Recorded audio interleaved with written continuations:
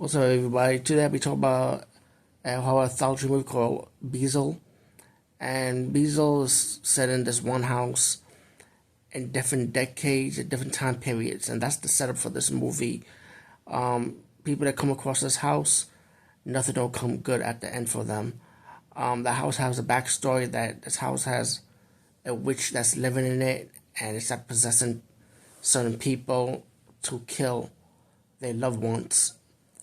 And like the first segment was set in the 80s about the husband of the first segment. Of the first segment wrap around like that hired this cameraman to film that he was innocent and he never killed his wife and kids, and it kind of leads to a kind of like a setup towards the cameraman, so it could take a while, I guess. The second segment was about this nurse who has to take care of this old woman from the first segment of the wife of the husband, his second wife in the first segment, and the nurse has to take care of him because the other nurse wasn't. She just disappeared suddenly, and suddenly the house is getting to the nurse. She realized the old woman is strange, and she started picking up clues of what had happened to the nurses before her.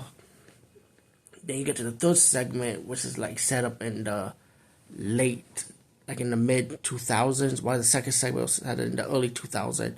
Which to me, honestly, I wish they had set it up in the 90s instead, since it was supposed to be like a decade type of theme in this horror movie anthology.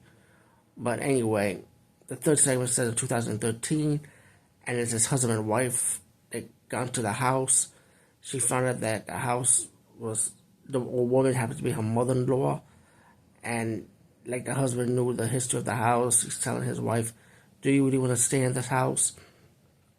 And slowly, like the witch is kind of like possessing the woman to do things that she doesn't want to do, and which leads up towards the end from that, and then we get to a predictable ending at the end of this movie. All in all, I mean, they had a good concept, but the execution was so predictable, and I thought that was weak. As for the witch, I kind of liked the special effects. There was a few moments I thought it was pretty good for the horror elements of it, but all in all, I feel like this movie was weak. Especially the second segment was dragged out, and I thought it was just stupid because of the setup of it. Like, don't you think common sense the cops could search that house a little longer about these missing nurses? And the first segment was dumb, like where the witch killed the black dude.